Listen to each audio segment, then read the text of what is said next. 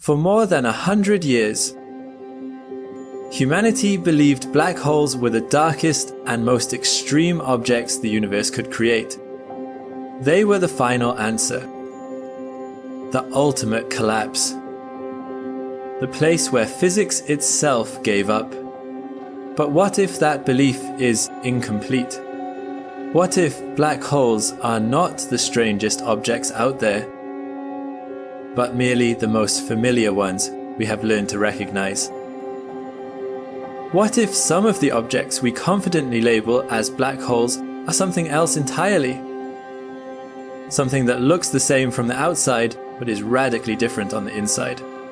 What you are about to hear is not speculation meant to impress, and not science fiction designed to entertain. It is physics that already exists on paper, mathematics that already works, and observations that are beginning to raise uncomfortable questions. The universe may not be hiding new monsters in the dark. It may be revealing that we misunderstood the old ones all along. In the early 20th century, black holes did not begin as objects in the sky. They began as consequences of equations. When Albert Einstein published General Relativity, his theory described how mass and energy curve space and time. Shortly after, a solution by Karl Schwarzschild revealed something unsettling. Under certain conditions, gravity did not merely bend spacetime, it collapsed it completely, creating a region from which nothing could escape. At the time, this idea felt so extreme that even Einstein himself doubted it could exist in reality. For decades, black holes remained mathematical curiosities. There were no telescopes capable of seeing them, and no instruments sensitive enough to detect their effects directly. Astronomers could only speculate. If such objects existed, they would be invisible, betraying their presence only through the motion of nearby stars or the radiation from matter falling toward them.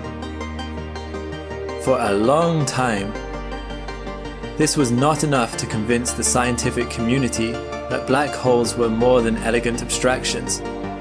That changed gradually. In the mid-20th century, astronomers discovered strange X-ray sources like Cygnus X1, systems where a visible star appeared to orbit an unseen but enormously massive companion. The behavior of these systems matched the predictions made decades earlier by relativistic models. Later still, gravitational wave detectors recorded the space-time ripples produced by massive compact objects colliding. Signals that matched black hole mergers with astonishing precision. What began as theory became indirect evidence. And indirect evidence eventually hardened into confirmation. This long journey carries an important lesson. The universe did not change during those decades. Only our ability to observe it did. Black holes were real long before we had the tools to recognize them. Reality came first. Understanding followed later. That precedent matters because it reminds us that the limits of observation are not the limits of existence. Today, physics once again predicts objects that sound implausible, extreme, or even unsettling. Exotic compact objects, gravastars, white holes, and other unfamiliar states of matter emerge naturally from equations that extend the same theories that once predicted black holes themselves. They are not inventions of imagination, but logical outcomes of known physics pushed to its boundaries. If black holes once lived entirely on paper before revealing themselves in the cosmos, it raises a quiet but profound question. Which of today's theoretical objects are following the same path? Waiting not for belief, but for the moment when our instruments finally catch up. Stars do not shine because they are fighting gravity. They shine because they are winning. At least for a while. Deep in a star's core, nuclear fusion converts mass into energy. And that energy produces an outward pressure. This radiation pressure pushes against the inward pull of gravity, creating a delicate balance. As long as fusion continues, the star remains stable, suspended between collapse and explosion. But fusion is not eternal. When a star exhausts its nuclear fuel, gravity begins to tighten its grip. For stars like the Sun, the collapse does not continue forever. As the stellar core is crushed to extraordinary densities, a new kind of resistance appears, one that has nothing to do with heat or fusion. Electron degeneracy pressure emerges from quantum mechanics itself. Electrons, by the rules of nature, refuse to occupy the same quantum state. When forced too close together, they push back with immense strength. This pressure halts collapse and leaves behind a white dwarf. A stellar corpse supported not by fire, but by the laws of quantum physics. However, this support has a hard limit. If the collapsing core exceeds roughly 1.4 times the mass of the Sun, known as the Chandrasekhar limit, electron degeneracy pressure fails. Gravity overwhelms it completely. The electrons are crushed into protons, forming neutrons, and the core collapses further until neutron degeneracy pressure takes over. The result is a neutron star, an object so dense that a single teaspoon of its material would outweigh a mountain on Earth. Neutron stars represent one of the most extreme stable states of matter known to physics. Yet even they are not invincible. If the core's mass exceeds roughly 2 times the mass of the Sun, even neutron degeneracy pressure collapses. At that point, all known forms of pressure that ordinary matter can generate have failed. Gravity no longer has an opponent. What happens beyond this point is where certainty ends. Classical physics offers no new force to stop the collapse. Quantum mechanics provides no stronger degeneracy pressure. Matter, as we understand it, loses its last foothold against gravity. This is the threshold where stars are thought to become black holes, where collapse no longer slows, no longer balances, and no longer stops. But this conclusion rests on a critical assumption that no other forms of pressure or exotic states of matter exist beyond those we have already confirmed. If every known pressure has a limit, the universe is forced into a binary choice. Either collapse continues forever, or something fundamentally different intervenes. And that leads to the next question. If gravity can overpower every pressure we know, are black holes truly the final outcome? Or are they simply what we see when physics reaches the edge of its current understanding? As gravity continues to compress a collapsing star, the question is no longer how dense the matter becomes, but how small the object can be. General relativity provides a critical scale for this question, known as the Schwarzschild radius. This radius defines the point at which gravity becomes so intense that not even light can escape. If an object is compressed inside this boundary, it becomes hidden from the outside universe, wrapped behind what we call an event horizon. For a long time, it was tempting to assume a simple picture. Once a star shrinks to its Schwarzschild radius, it becomes a black hole. But relativity adds an important constraint that complicates this story. In 1959, physicist Hans Buchdahl proved that any object made of realistic matter with positive energy density and positive pressure cannot be arbitrarily compact. Such an object must have a radius greater than 9/8 of its Schwarzschild radius. This result, now known as the Buchdahl limit, draws a clear mathematical line between ordinary stars and true black holes. This limit has a profound implication. If matter behaves in the familiar ways described by known physics, then no star, no matter how dense, can smoothly collapse into a black hole without crossing a forbidden gap. There must be a sharp transition, a point where the assumptions about matter itself break down. In other words, there exists a narrow but crucial theoretical gap between the most compact possible star and a true black hole. It is inside this gap that uncertainty lives. The Buchdahl limit does not forbid objects smaller than this threshold outright. It only forbids objects made of normal matter obeying standard energy conditions. If matter can exist in more exotic forms, with unusual pressure relationships or quantum properties, unlike anything we encounter in laboratories, then entirely new types of compact objects become possible. This is where exotic compact objects enter the picture.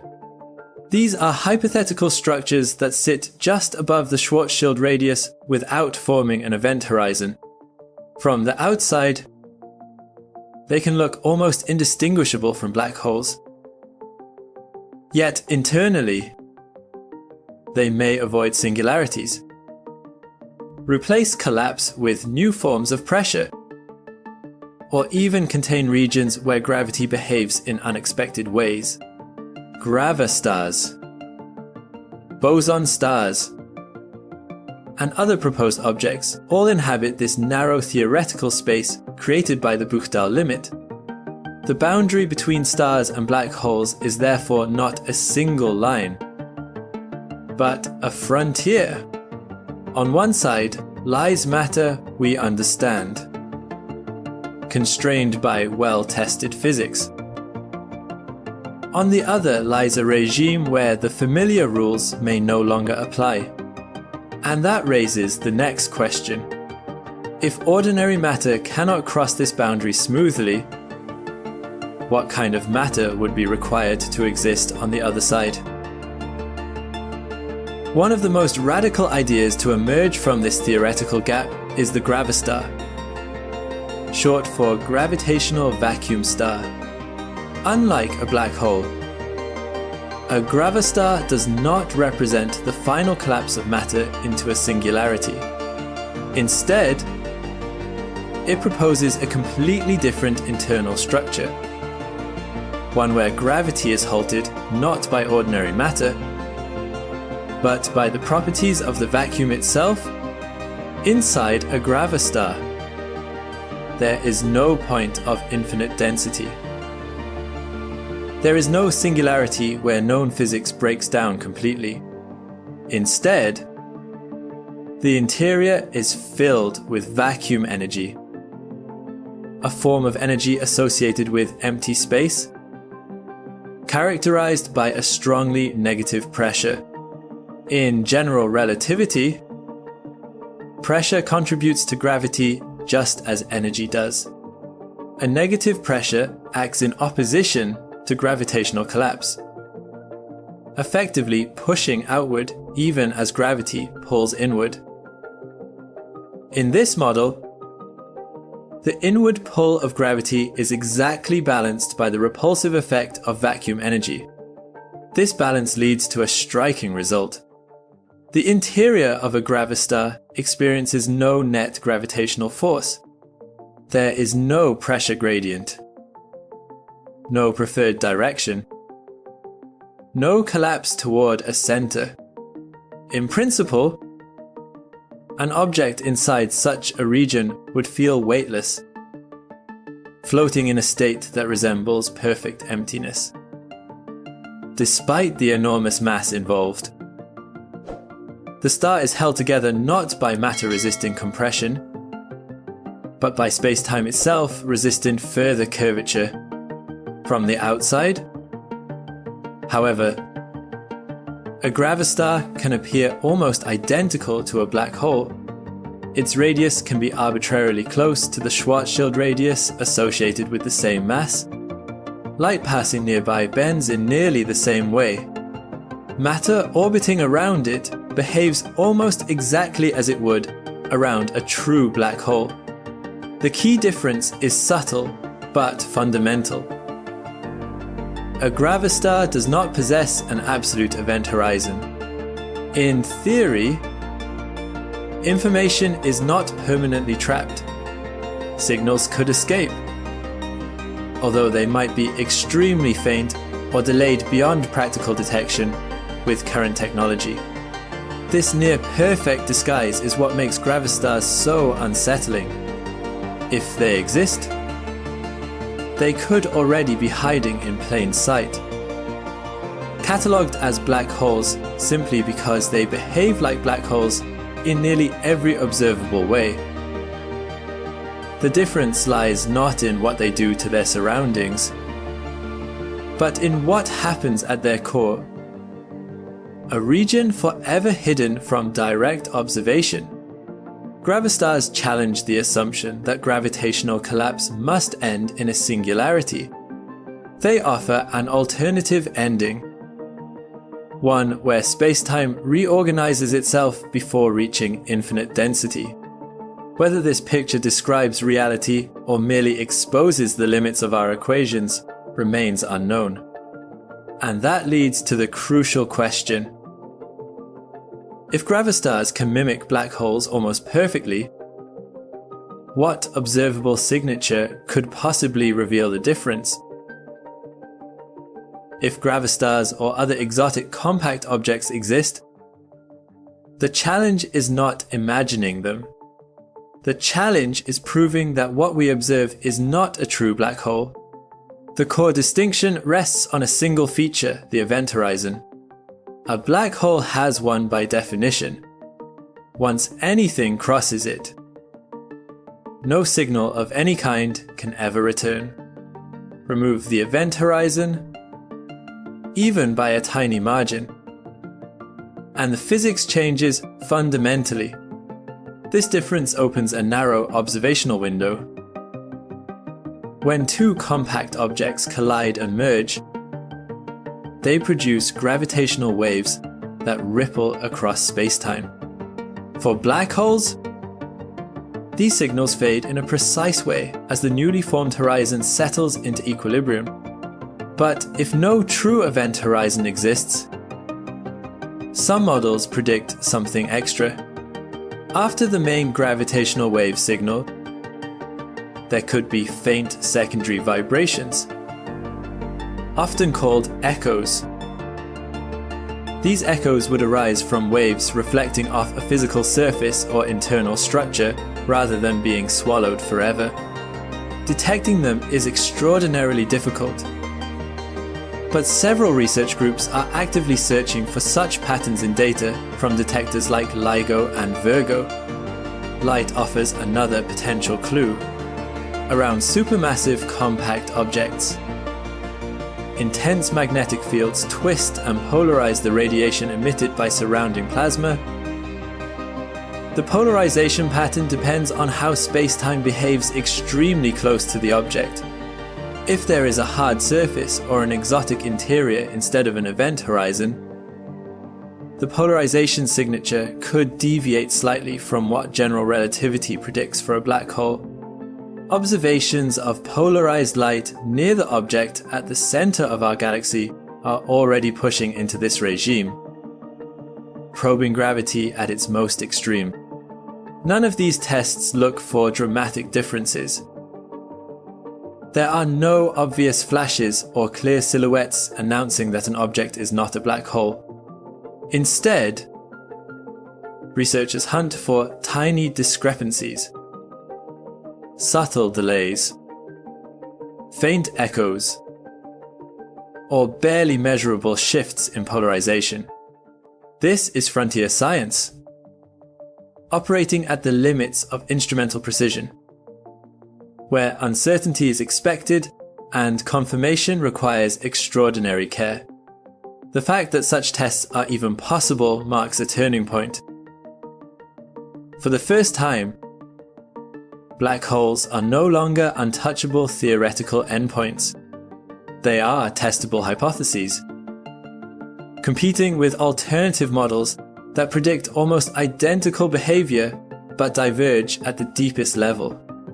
Yet this raises a more unsettling possibility. Gravastars are only one example of an exotic compact object.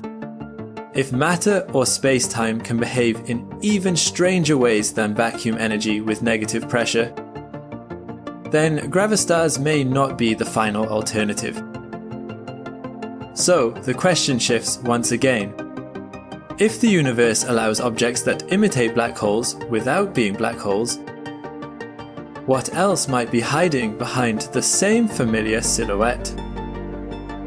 White holes emerge not from speculation, but from the same mathematical foundation that gives rise to black holes themselves. When Einstein's equations of general relativity are written down and solved in their most complete form, they do not describe only one type of extreme object, they describe pairs. For every solution that allows matter and light to fall inward past a horizon, there exists a time-reversed counterpart in which matter and light can only move outward. This counterpart is what physicists call a white hole.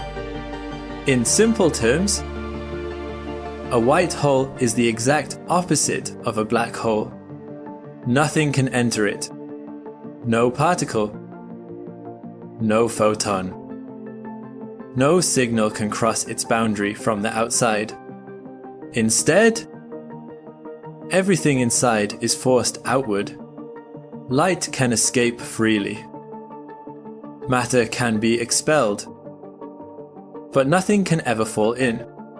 This is not a metaphor or a thought experiment. It is a direct consequence of the symmetry of Einstein's equations under time reversal.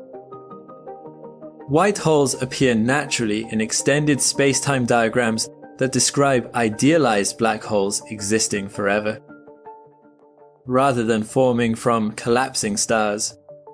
In these mathematical descriptions, black holes and white holes are not isolated oddities.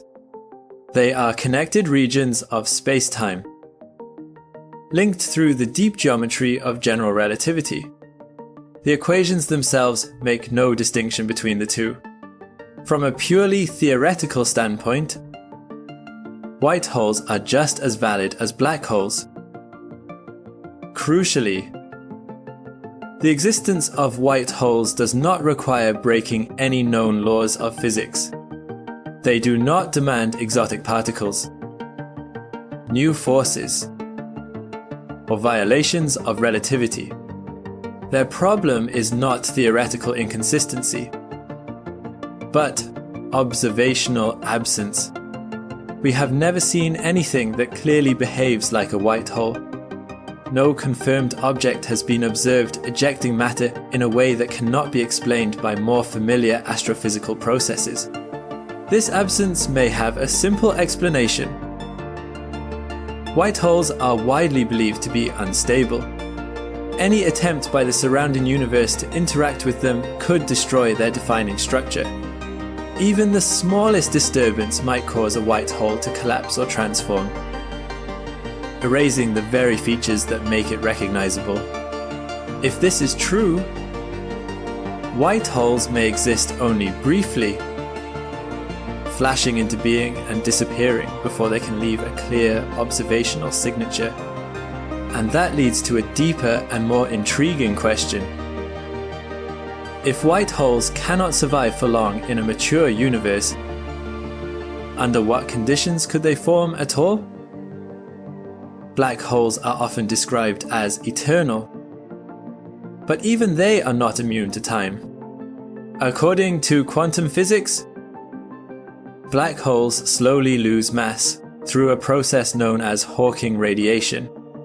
This radiation is not emitted from inside the black hole, but from quantum effects at the edge of spacetime itself, where virtual particles briefly appear and separate over unimaginably long timescales. This process causes a black hole to shrink, molecule by molecule, photon by photon. For stellar mass black holes, this evaporation would take far longer than the current age of the universe. For supermassive black holes, it would take longer than almost any meaningful measure of cosmic time. But evaporation does not stop until the black hole becomes extremely small. As its mass decreases, quantum effects grow stronger, and the assumptions of classical general relativity begin to fail. Near what physicists call the Planck scale, where spacetime itself may become discrete, our existing theories lose their predictive power. This is where speculation grounded in serious mathematics begins. Some approaches to quantum gravity suggest that black holes cannot shrink into nothingness. Instead of collapsing into an undefined singular endpoint, they may undergo a transition. In these models, a black hole reaching the Planck scale could tunnel into a different state, transforming into a tiny white hole. Rather than trapping everything forever, this object would slowly release what the black hole once absorbed. If such a transition occurs, it offers a possible resolution to one of the deepest puzzles in physics, the information paradox. Classical black holes appear to destroy information, violating a fundamental principle of quantum mechanics. But if a black hole eventually becomes a white hole, information may not be lost, only delayed. The contents of the black hole could be returned to the universe over an immense span of time, stretched so thin that the release appears almost imperceptible. In this picture, black holes are not cosmic dead ends. They are long-lived intermediaries in a much larger process, storing information, distorting space-time, and eventually giving something back. The universe does not erase. It recycles, but on timescales so vast that the distinction is easy to miss. If this idea is correct, white holes would not be dramatic explosions or luminous beacons. They would be subtle, quiet, and easy to overlook. Their signatures might be faint bursts of radiation, unusual particle emissions, or anomalies buried deep within cosmic noise. So the question becomes unavoidable. If black holes truly end their lives as white holes, what traces would such an ending leave behind? And how would we ever know we had seen one? Dark energy is the dominant component of the universe, yet it remains the least understood. Observations show that ordinary matter and radiation account for only a small fraction of the total cosmic energy budget. The rest is something invisible, something that does not clump into stars or galaxies. but instead acts on the fabric of space itself. Its defining property is not attraction, but repulsion. Dark energy exerts a negative pressure that causes the expansion of the universe to accelerate over time. In general relativity, pressure is not a secondary detail. It shapes space-time just as mass and energy do. A sufficiently negative pressure does not merely resist gravity, it reverses its effect, driving space to stretch faster and faster. This is precisely what astronomers observe when they measure distant supernovae and the large-scale structure of the cosmos. The universe is not just expanding, it is accelerating. As if pushed apart by something embedded in space itself. Recently, this cosmic behavior has been linked to an unexpected place. Observational studies have suggested that supermassive black holes may be gaining mass over cosmic time in a way that appears to track the expansion of the universe itself. This growth does not seem to be fully explained by accretion of matter or mergers alone. The implication is controversial, but profound. It hints that black holes might be coupled to the same mechanism driving cosmic acceleration.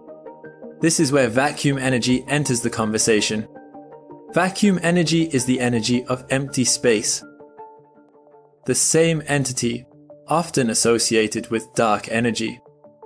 In gravastar models, vacuum energy with negative pressure fills the interior, halting gravitational collapse without forming a singularity. If such objects exist, they would represent localized regions where dark energy like physics dominates. Confined by gravity, but fundamentally different from ordinary matter. The idea is unsettling. If many objects we call black holes are actually gravastars, then the universe may be filled with pockets of vacuum energy locked inside compact objects. Dark energy would no longer be a smooth, mysterious background filling space uniformly. It would be tied to the most extreme structures in the cosmos.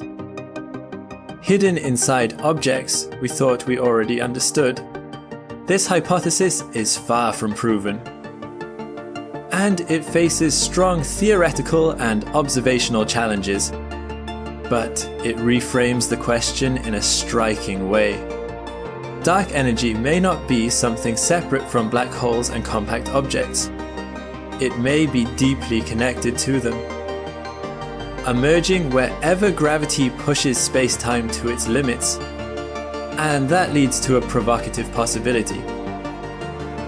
If gravastars exist throughout the universe, quietly masquerading as black holes, could they collectively be the source of the dark energy that shapes the fate of everything? One of the most troubling numbers in modern physics is the cosmological constant. It measures the energy density of empty space, the same quantity associated with dark energy. In theory, calculations from quantum field theory predict a value that is catastrophically large. In reality, the measured value is extraordinarily small, smaller than predictions by dozens of orders of magnitude. The discrepancy is so extreme that it has been called the worst prediction in the history of physics. In a universe governed by a single set of laws and a single roll of the cosmic dice, this number makes little sense. If the cosmological constant were even slightly larger, space would have expanded too quickly for galaxies to form. If it were slightly smaller or negative, the universe could have collapsed back on itself long before stars and planets appeared. The fact that it sits in the narrow window compatible with structure and life seems almost impossible. In a single universe scenario, the probability looks vanishingly close to zero. the multiverse offers a way out. If there are many universes, perhaps an enormous number of them, each with different values of the cosmological constant, then what appears miraculous becomes inevitable. Most universes would be sterile, expanding too fast or collapsing too quickly. Only a tiny fraction would allow galaxies, chemistry, and observers. We find ourselves in one of those universes not because it is typical, but because only such universes can be observed at all. In this framework, the smallness of the cosmological constant is no longer a mystery to be solved by new physics. It becomes a selection effect. The multiverse turns extreme fine-tuning into a statistical outcome. It replaces a single, improbable coincidence with a vast landscape where every possibility occurs somewhere. But this explanation comes at a cost. Multiverses, by their very nature, are difficult or perhaps impossible to observe directly. Other universes may be forever causally disconnected from ours. Beyond any horizon, we can probe. As a result, the multiverse risks slipping from physics into philosophy, offering comfort without testability. It explains why the universe is the way it is, but struggles to make predictions that can be confirmed or falsified. This tension sits at the heart of the debate. The multiverse may be the deepest explanation available, or it may be a placeholder that reflects the limits of current theories. It could represent a genuine feature of reality, or a sign that our understanding of vacuum energy and gravity is still incomplete. So we are left with an uncomfortable choice. Are we uncovering a grander cosmic structure that makes our universe one of many? Or are we using the idea of many universes to avoid confronting a gap in our knowledge that demands a deeper physical explanation? Black holes are not frightening because they are dark. They are frightening because they may not be what we think they are. For more than a century, we have treated them as the final answer, the ultimate consequence of gravity, the place where space and time end their story. But it is possible that what we call a black hole is only a surface, a shadow cast by something far more complex beneath. Beyond that shadow, physics hints at other possibilities. Gravastars, white holes, and exotic compact objects are not products of fantasy or science fiction. They emerge naturally when known theories are pushed to their limits. They appear when gravity, quantum mechanics, and space-time collide in regimes we have barely begun to explore. Their existence would not break physics. It would complete it. Right now, our theories are stretched thin. General relativity works beautifully, until it does not. Quantum mechanics explains the smallest scales, until gravity enters the picture. Somewhere between these domains lies a boundary we have reached but not crossed. Black holes sit precisely on that boundary, marking the edge of what we understand and what we only suspect. The next answers will not come from imagination alone. They will come from observation, from gravitational waves that carry subtle echoes, from polarized light twisted by extreme space-time, from telescopes and detectors that can see deeper, listen longer, and measure with unprecedented precision. The universe itself will decide which ideas survive. In the end, Black holes may not represent the end of physics, but a doorway beyond it. A reminder that the cosmos does not owe us simplicity, and that every time we believe we have reached the final truth, reality has a way of opening another layer beneath. And that leaves us with one last question. If the universe is not what we thought it was, are we ready to rethink everything we thought we understood?